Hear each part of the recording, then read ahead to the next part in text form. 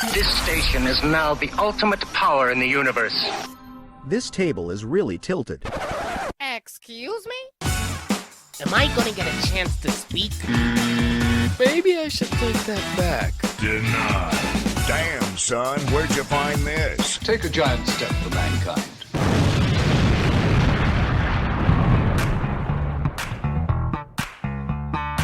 Welcome to the Tilted Table with your hosts, Sean and Joe.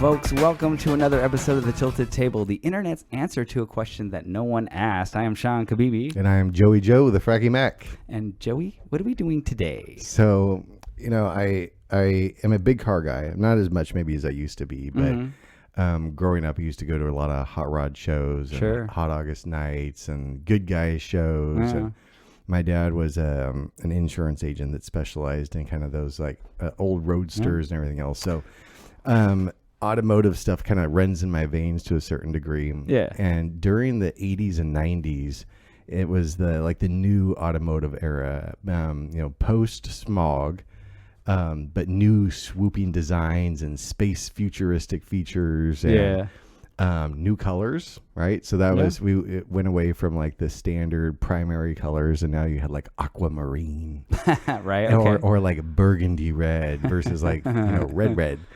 And so I thought it'd be a fun thing to take a walk down memory lane and talk about like all of these cars that came out that at the time were really amazing and impressive to see in person. Like no one had ever seen something like that. Yeah. And now you see them driving down the road. If you see them driving down the road, and it is like some, 90s tech barf is rolling down. And what I mean by that is, for example, the ubiquitous car in the late 80s, early 90s was the minivan. And there was all different types of minivans. There's the Dodge Grand Caravan. Yeah. There's the Ford Aerostar. Remember the Aerostar? Mm-hmm. Like everybody had like their own. Let's see. Chevy had the Astrovan. Astrovan. So wait. So are the 80s? That's when they had mini. That's when they first came out. Late right? 80s. Okay. Yeah. And like Toyota had the Previa. I remember that. Yeah. And it looked like a giant bug. Yeah, that's right. Right? Shit. And it was the first time that, cars actually had like the sliding door for the passengers to get out. Right. And it just, at the time, and our family had a Grand Caravan. And I have some very nostalgic memories. And I saw one 2 weeks ago rolling down the road, going the other direction. And from a distance, I saw it and I thought, what a flipping awfully ugly car that is.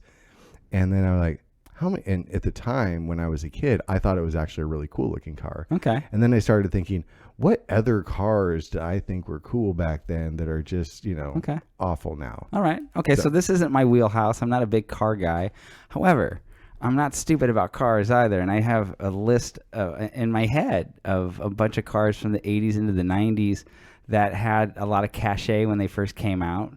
But in hindsight, they either really ugly or stupid, impractical maybe to a certain extent, or they're just junk. Like, and you thought at the time, like, this is a super cool car. This is some kind of like superior machine of some sort. But again, in hindsight, you realize that these were really just junk ass cars. And to see one on the road still today is amazing. And I told you, before we started, I went to get a smog check on my car. And I saw the guy before me getting his shit done.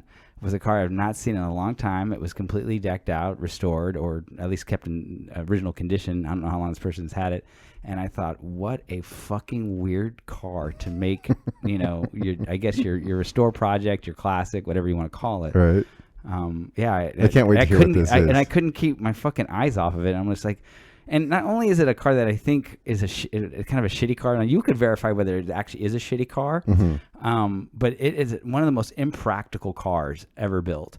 And so I was just like, okay, that's their choice. And again, these cars were super, super popular in the 80s.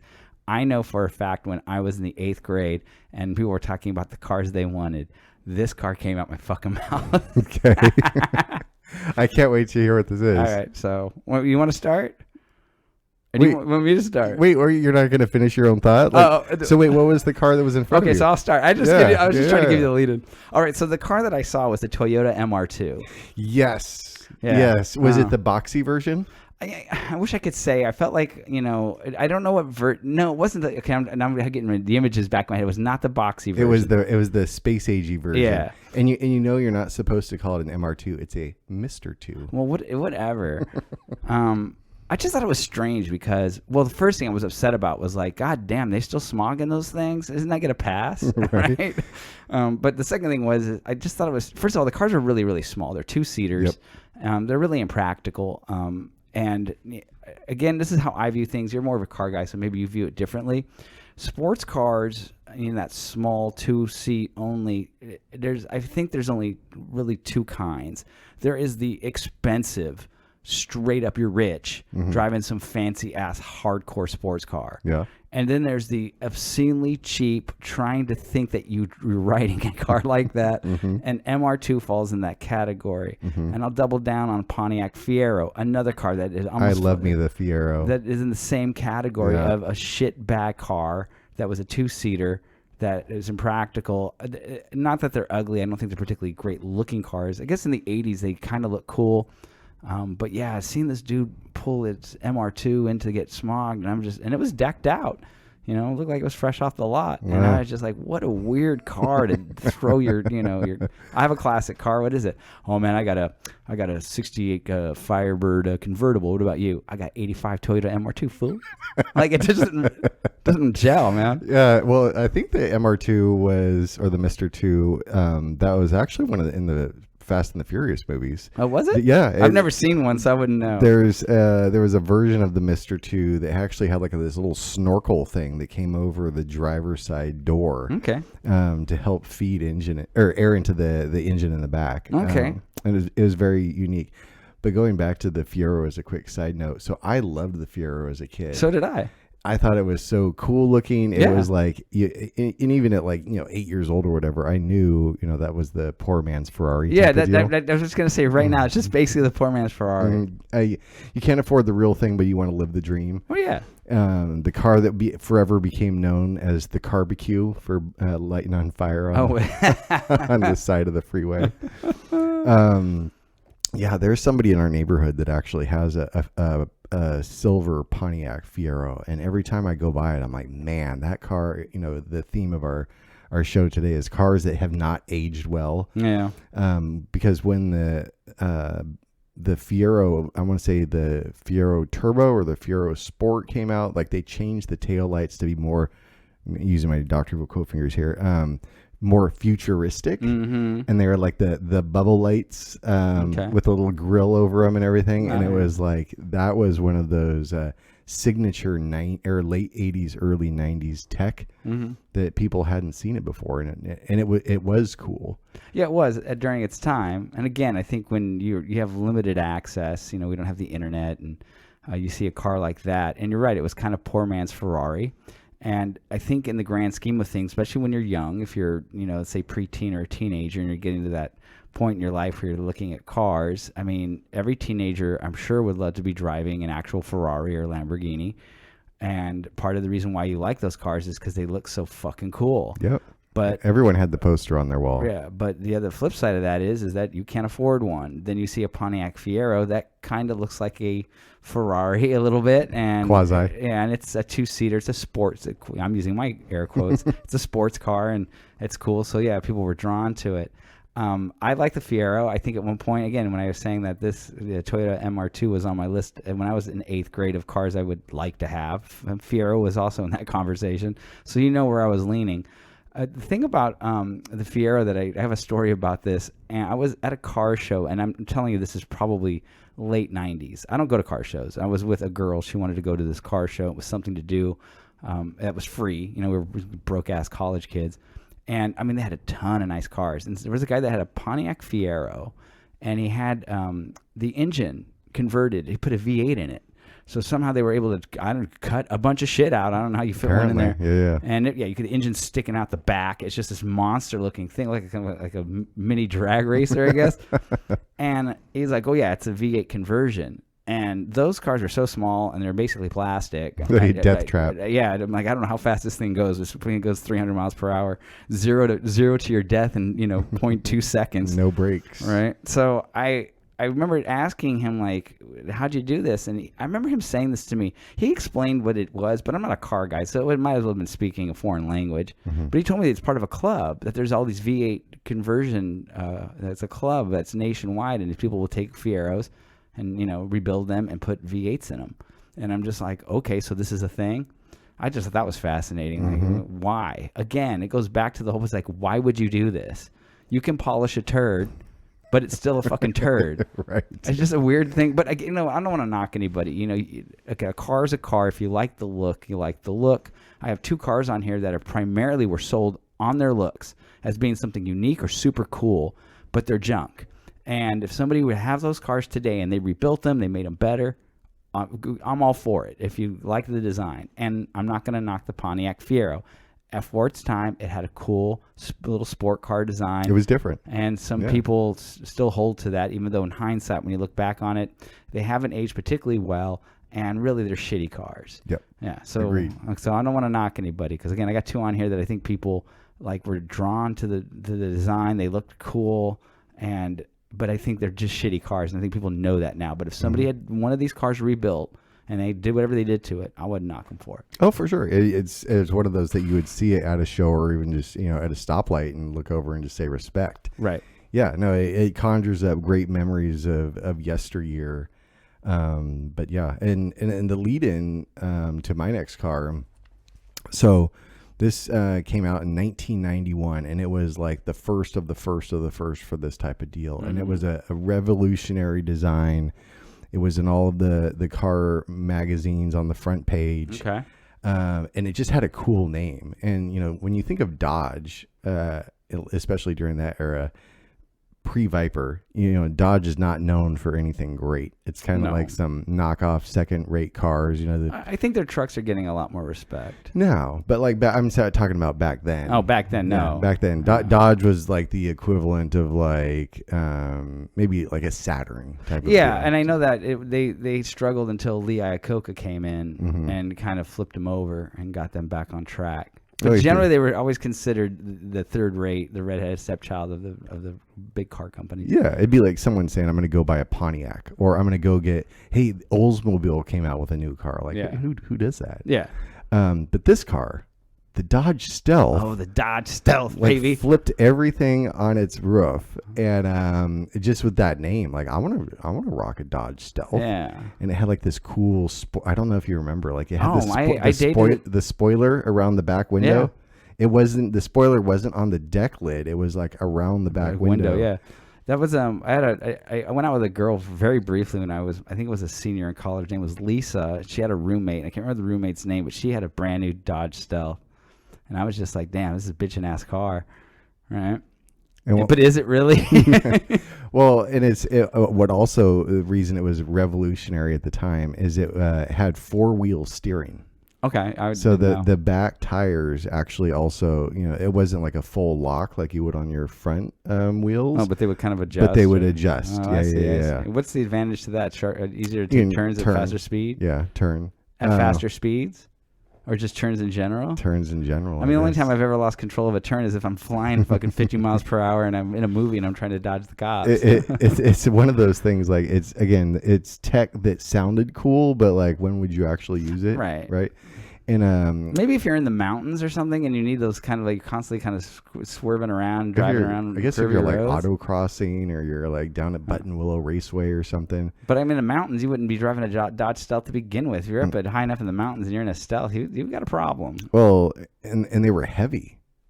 They did look like heavy cars. Yeah. And there's also like the Stealth had its second cousin, which was the Mitsubishi VR4. See, I don't remember this, and you're saying essentially, I'm gonna look it up right now. Yeah, I mean, if you just put them like side by side, it's basically like a couple extra emblems on it, but the same thing. They had the 4-wheel steering, and you see those cars now, and it's like, geez, Louise, that was, that whoever the professor was at automotive design school after these cars came out got fired, because that was that design era fit that little window of time. But looking at those cars today, I don't know where you can even get parts from. Okay, wait. So I'm just looking at this right now. This is a 3000 GT. Yeah, 3000 okay, that's GT. That's how I know it. Yeah, I'm sorry. The 3000 GT VR4 was like the super primo, like top of the line edition, which was akin to the Dodge Stealth RT Turbo car. Okay. Yeah, I remember these. Again, when they came out, it was like, it looks cool. It was like, do you want to Yeah, they look cool. They're dope. Do you want to buy a Corvette or a Nissan 300Z, or you want to get a Dodge Stealth? Like, you were in kind of that bracket. Yeah. Corvettes today, I still think, it's like, yeah, it's kind of kitschy, and totally know it's, 90s kind of funk, but I still think they look cool. Yeah. Dodge Stealth and the 3000 GT, nah, that's just like that's something you find on a seventh rate used car lot. Yeah, I mean, there's I don't know what years some of these are. There's one in particular that looks really, really cool. There's a couple that are on, but they are very Dodge Stealthy looking. There's a couple that are on eBay right now, and I think they want like $50,000 for them. So see, that's ridiculous. The people that will buy that car and spend that money, those are people trying to relive their childhood. Maybe, I don't know. Maybe they think because they're like this sort of anomaly of a car, and they have a completely rebuilt one that, even though it's a shitty car and it didn't take off like I'm sure Mitsubishi wanted it to, that it has some kind of collector's value to it. If you see one in person now, like that's in like super clean, I would still give a tip of the hat. Sure. But again, did it age well? No. Okay. No. Yeah. All right. Well, I'm going to throw one out there that when it came out, this car was super popular. I'm not sure the first year, but it's definitely not 80s, and I don't think it's 90s. I think this was in the 2000s. Okay. And people were just creaming their jeans for this. Like, this is super cool. But they are just absolutely shitty built junk, which is a PT Cruiser. Oh, yes. They're still around. A lot of people still have them. There's one in our neighborhood. My parents had one. So what year was that? 2010-ish? Something like that. Yeah. It's like meant to look like a 37 Ford, I think is. Yeah, it's harkening back to the 30s, right? And the 40s or something. And the people that drive the PT Cruiser are the people that you think would drive a PT Cruiser. Oh, for sure. And they have like, I don't know if you remember like the old Lincolns like from the 70s that have the big wheel on the back, right? And people will go get this kit to put on the back of the PT Cruiser to make it look like it has the spare wheel on the back, like it's an old hot rod. Yeah, I don't know, man. But I mean, they were, again, I'm not a car guy, but the consensus across the board was that these were absolutely just junk. Mm-hmm. And I don't think they were around for a while. And of course, again, I think any of these types of cars, I mean, it's one thing to have a cool look, but if the car isn't well built, no one's going to buy these things. Right. And eventually, people will get wise to it and say, well, why would I want to buy that? It's a piece of shit, even if you think it looks cool. So I don't think they lasted that long. What, maybe 3, 4 years, 5 years? Longer than that? Maybe about that. Yeah, maybe about that. I mean, we could look it up. We have the internet right in front of us.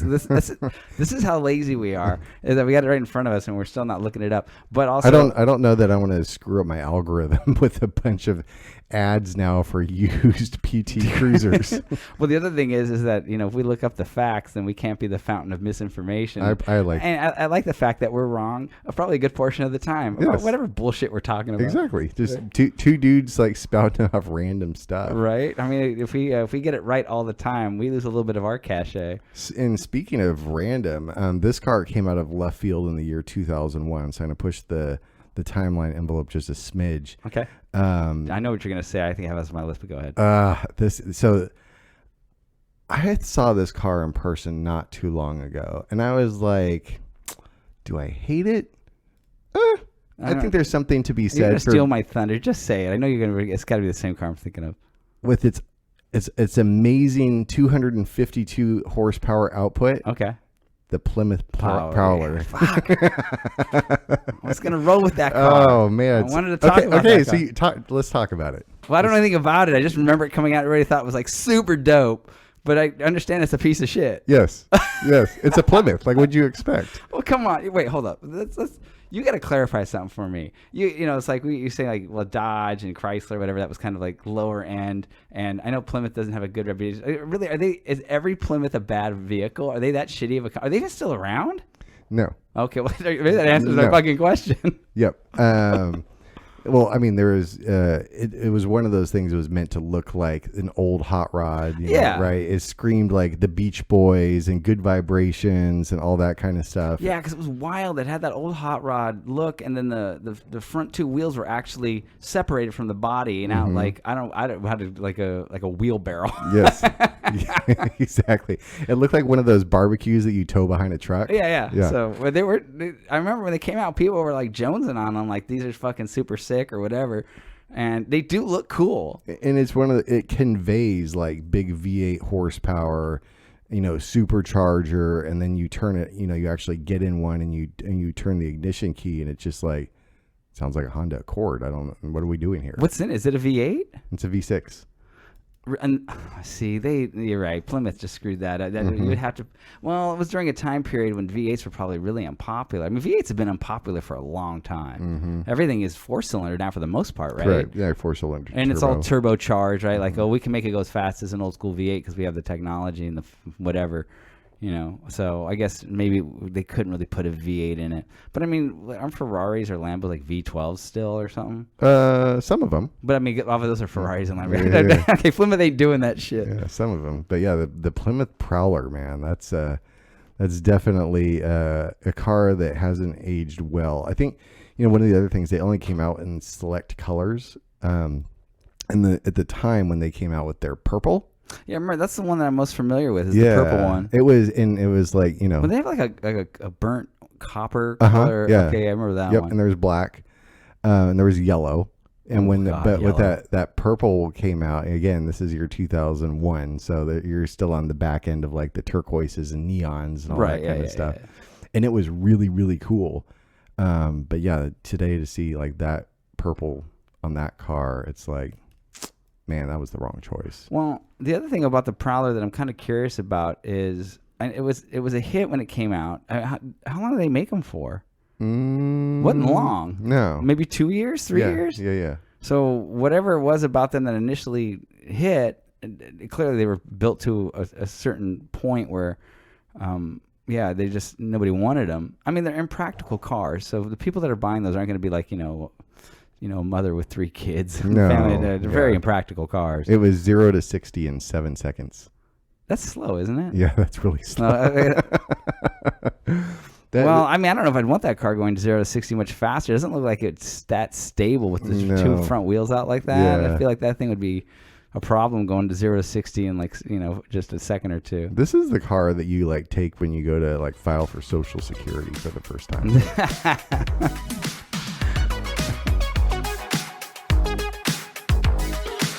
Ladies and gentlemen, may I have your attention, please? Leave a like on the video. I know you're enjoying this.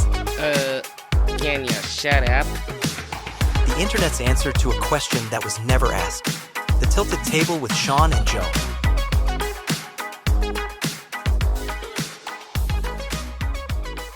Well, I'll throw out another one that's infamous. It was real popular when it came out, and it dropped off pretty quick. Again, I think it falls into that category of it was kind of super cool, super hip, but it was a piece of shit, and it was dangerous because of the way it was built. I'm going to go with the Suzuki Samurai. Yeah. Hey, you know, those are kind of like making a comeback. I know. And I don't know if people are they restoring them? Or they're putting like lift kits on them and like super off-road like rock crawlers. Right. With because there was a Samurai and there was the Geo Tracker, I want to say. Okay, I remember the Tracker too, right. But the Samurai was the popular one. Yeah, and they were like top heavy, right? So you go if you were going too fast and went around the corner, they would just tip over. You would just tip over. They were dangerous. When I was a kid, my dad had a friend named Suzanne, and her husband had a sister named Dee.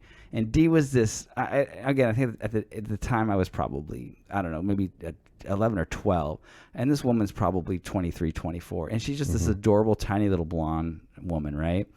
And she had a Suzuki Samurai, and she would take us. We were so enamored with it. One, because it was a Jeep, you know. more than a convertible. You could basically, you know, if you take off all the pieces, it's just like there is no sides or top. You're like, you're freewheeling. And she would just jam us down the street. And, you know, at the time, my dad was doing a lot of work in Santa Maria, so we're near the beach.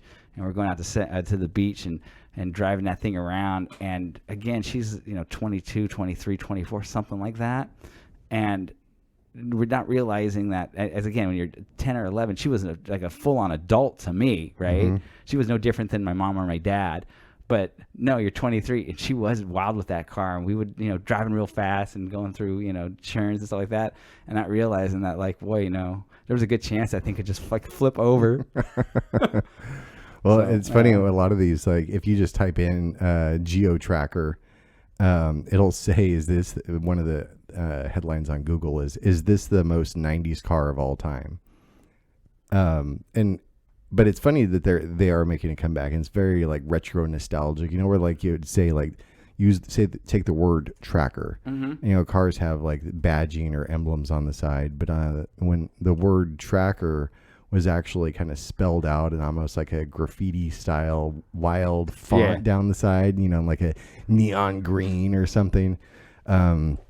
So yeah, even though I would say that car hasn't aged well, but you know, people that have done lift kits and poured a bunch of nonsense money into them, I still kind of dig it. Well, I like them. I think they look cool, and I dig the fact that it's not like a normal sized Jeep. And I've always been a big fan of people creating vehicles that are offshoots of popular vehicles, but not necessarily the same size. Like one of the things that I've griped about for years is they got rid of the mini truck. They really don't make, you know, your Mighty Maxes anymore, anything like that. The smallest pickup truck you can buy, I think, is a Toyota Tacoma.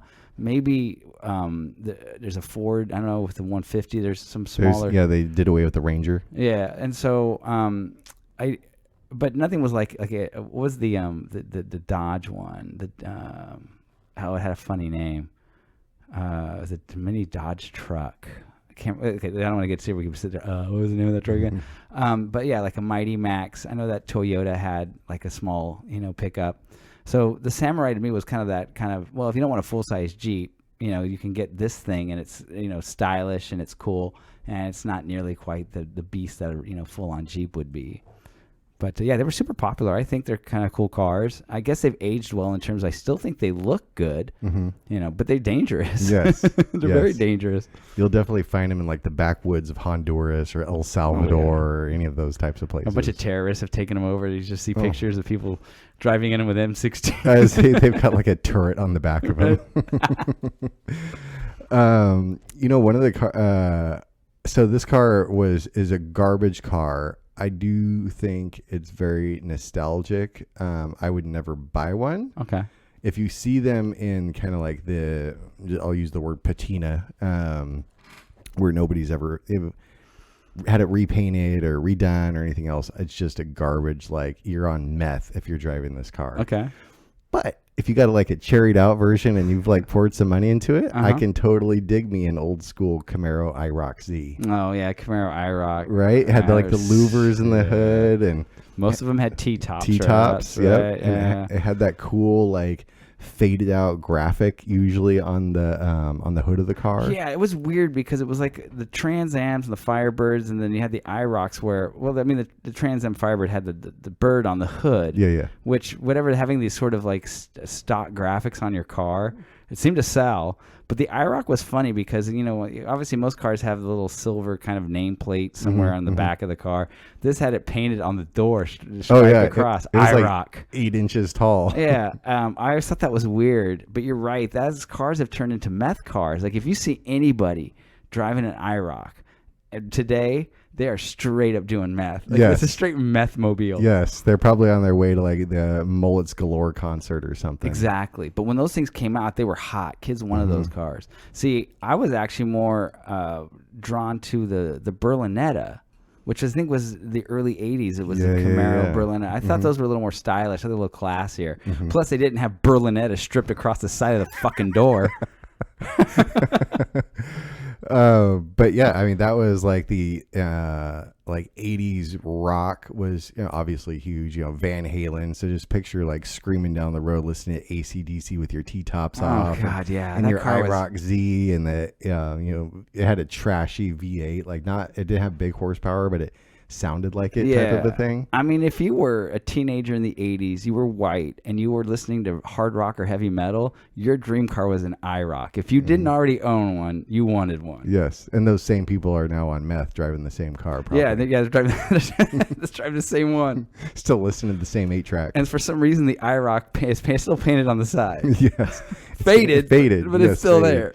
I have a friend that we went out to dinner. It was about 2 years ago, and he said, "Hey," when they got there, he's like, "Hey, when we leave, I parked on the other side of the parking lot. I want to take you out there to show you what I drove tonight." And when we walk out of the restaurant, and I like look all the way across the parking lot, and under this light, I could see a mint condition red IROC Z. Nice. And so I was like, I've got to sit in that and take a picture. And it was like, it basically was sitting in like this air bubble inside of his uncle's garage for the last 20 years. Okay, yeah. So like super, super mint. Yeah, So you hear those stories all the time. yeah, so I think that's a fun car. Definitely didn't age well unless you took a lot of care of it or poured a ton of money into it. Yeah, well, yeah, it's wild because I think a lot of people looked at cars like the IROC and thought that these were going to be the new classics because Camaro had classic cars. Mustangs were classic cars. But there was that period into the 80s where a lot of those cars they were no longer being designed to be, I'm going to own this thing in 40 years and it's going to be a classic. Mm-hmm. Now, behind my house is a church, like literally behind my house. Joe knows this. I'm just telling the audience this. There's a church. In the first week of June, every year they do a car show. So if I'm standing on my balcony, I'm looking right into their parking lot, and I can see all the cars. And somebody had, I don't know if it was an IROC, because I can only see from the top view, so I can't really see the side. And I'm not much of a car guy, so I wouldn't necessarily be able to identify it. But it was a Camaro from, let's say, sometime in the 80s. It probably was an IROC. I know there were other Camaros. But I looked at that, and I'm like, oh, okay, well, somebody's still rocking, the old 80s Camaro. And again, like I think in the 80s, I think people thought that, well, Camaros are classic cars. If you went back into the 60s, into the 70s, those are all classic cars. So why wouldn't in 1980s Camaro be a classic? Well, because it's a piece of shit. Yes. Right. So Was the driver wearing denim shorts? I don't. Well, if I wanted to complete the joke, I'd say yes, and I'd actually add something to it. Because I had a mullet too, or whatever I would have said. Yeah. So I got to get better at that. Like I didn't see an owner, but whoever he is, he probably does. Denim shorts and a mullet. I have no doubt he does. I want to offshoot on that real quick. This is not on my list, but it was one that just came to mind because my neighbor had one. I'd never seen one before. I don't think I've ever seen one since, which was a Mustang 2. It was like it was basically a Pinto. Yep. Looked exactly like a Pinto. Mm-hmm. So I don't know anything about them. And it was the Roman numeral 2. Yeah, it was Roman numeral 2. And I'm assuming what it is they're trying to jump onto the Japanese craze of the 80s, small, efficient, fuel-efficient cars. I don't know why they designed it to look just like a Pinto. Those things are fucking ugly. Mm-hmm. But I don't know how long they lasted. I've only seen one in my life. And that's what I understood it was. They could have called it anything, but they'll tag Mustang on it because Mustang's a popular name. And this is a Mustang 2. Yeah, the sequel is never as good as the original. In this particular case, it was bad. Yes. So, and I think it was just, they didn't like replace the Mustang. They just added another Mustang. No, this is a Mustang too. Mm-hmm. You can buy the original Mustang, but we have a new one. Why anybody would have bought that piece of shit, I don't know. That's one of those, the only place you'll ever see a Mustang 2 these days is either someone has a mint condition one and for whatever has a strange personal attachment to it, or it's in a junkyard. Yeah. The thing's gone. Yep. I should look them up and see how long they made them. Anyways, I got one for you that I think falls in the same category as a Suzuki Samurai. And I say that because I think the same people that bought a Suzuki Samurai would, if they didn't buy that, they bought this. And this car is a piece of shit. It's a VW Rabbit. Yes. Well, that's basically a teenage girl's dream in Southern California. Exactly. Suzuki Samurai or VW Rabbit. Yep. Yeah, and you can correct me if I'm wrong about this. My perception of this car was girls like tiny, like miniature things. Yeah. Except for, never mind, I'm not going to get into that. There's other things that they don't like small, but for whatever reason, in the 80s, small, sporty kind of things worked for girls a lot. Mm-hmm.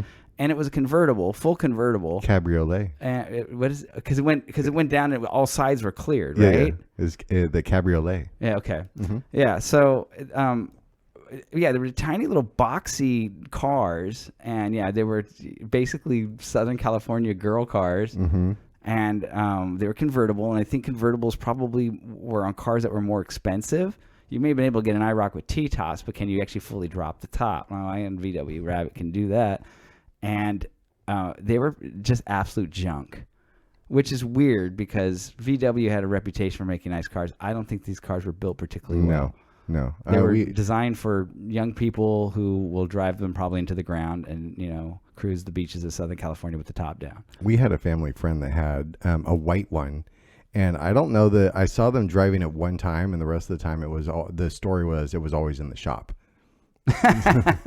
So yeah, that's and I think that's another takeaway is probably the reason why the design didn't age well on a lot of these cars, and they're just like being basically stamped off an assembly line, in mass quantities. Quality control was sketchy at best, and it was just produce, and yeah, I remember. As a quick story, going back to like the Dodge Grand Caravan, my parents bought one right when they came out, and I remember on the way home from the dealership, it broke down, and we had to get towed back, and it sat there. It sat there for the next 6 months with a transmission issue. Fuck, that sucks. Dude. If you buy a car and it breaks down as you're driving home from the lot, right? And that was before the Lemon Law thing. And yeah, it sat there for 6 months with 13 other Grand Caravans at the dealership, waiting for the same type of thing. Oh shit. So back in that time, there was all of these like kind of new car companies that were popping out, like. I don't know if you remember Eagle. I remember Eagle, yeah. Jeep Eagle. Yeah. And then there was, of course, there was Geo, which was a spinoff of Chevrolet. Yeah.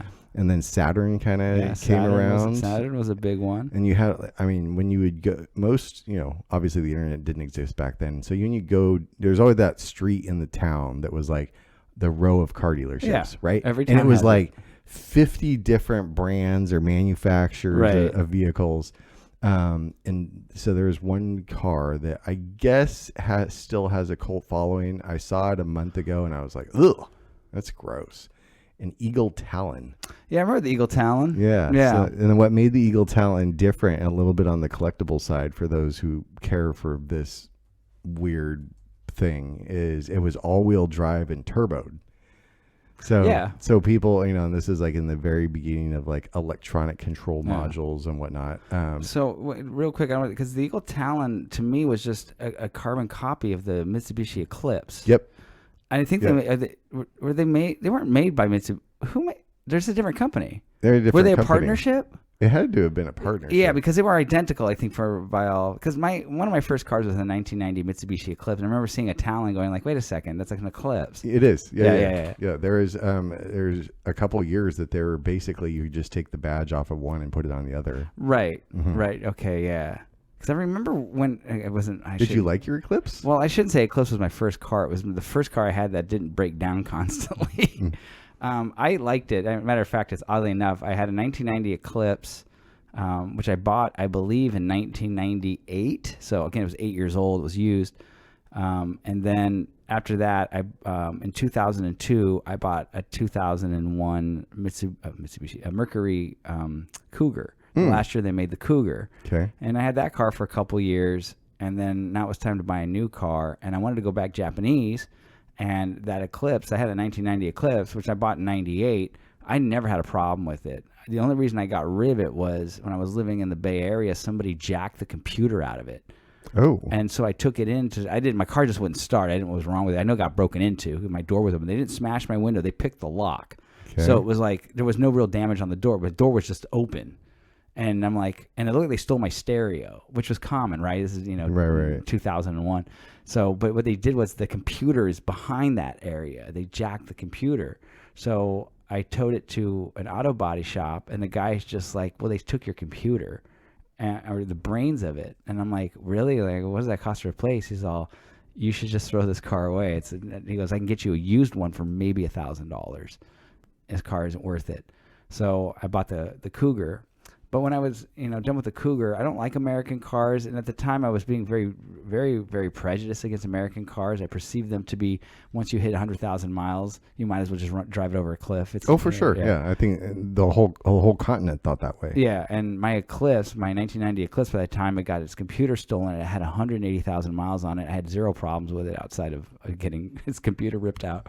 And so I'm like, I got to, now at this point in my life, I got a little bit of money. Although the Cougar wasn't cheap, but it wasn't super expensive either. Again, I buy these cars a year or two old. I think I bought the Cougar from Avis, one of the rental car companies. So I'm like, I'm going to go shop around. Of course, I landed in CarMax, and they had, again, this is 2008, I believe. So this was a 2007 Mitsubishi Eclipse. And I said, I had great experience with Eclipse. I'm going to buy this 2007. And I drove that bitch all the way until it got rear-ended. Until I got the car I got now. I had that car for 14 years. Wow. Not one single problem. That's ever. wild. Yeah. So, and then I got my new car. So I like the Eclipse. It's a little bit impractical. It's tiny.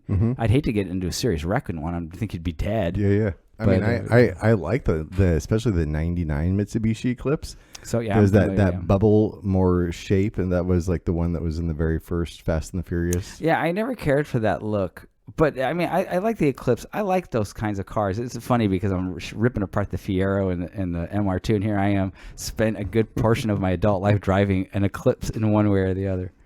So, yeah, the Eagle Talon, that was like just a year or two, right? Yeah. And then it just disappeared. I think Eagle as a company went under is what it was. Yeah. But, yeah, I guess, and we can end on...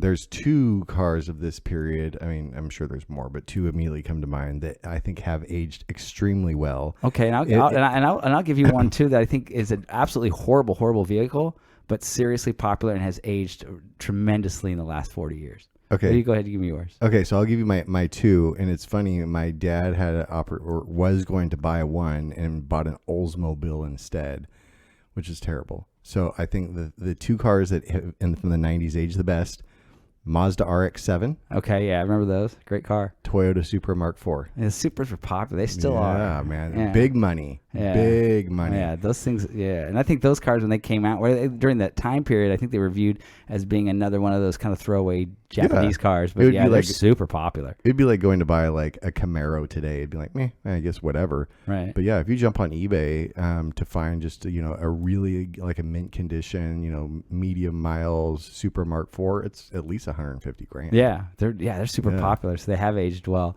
I'm going to give you one that's just aged really, really well, and it got to be one of the worst built cars. But if you drive one of these things down the road and it's cherried out, you're going to get nothing but love, and it's the DeLorean. Yay! Yes. Only because of a fucking movie. Yes. Yes, that, and especially you get even more props if you drive with the doors up. I mean, drive with the doors up, and I understand if you drive fast enough, the doors up, you will fly. Ooh, yeah. 3.2 megawatts. Yeah, or was it gigawatts? Gigawatts. Yeah. Right on. I have an important announcement for you, so stay tuned. Yo, that's some excellent shit, bruh. So you got me. Big deal. The internet's answer to a question no one asked. The Tilted Table with Sean and Joe.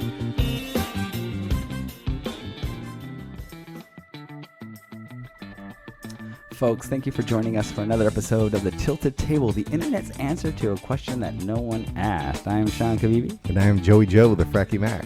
And it's been fun talking about old cars. Oh, I love it, man. It's literally cruising down memory lane in my mini truck. Now it's time to get in the DeLorean and go back to the future. Let's do it. Like, subscribe, ring the bell, send us a message.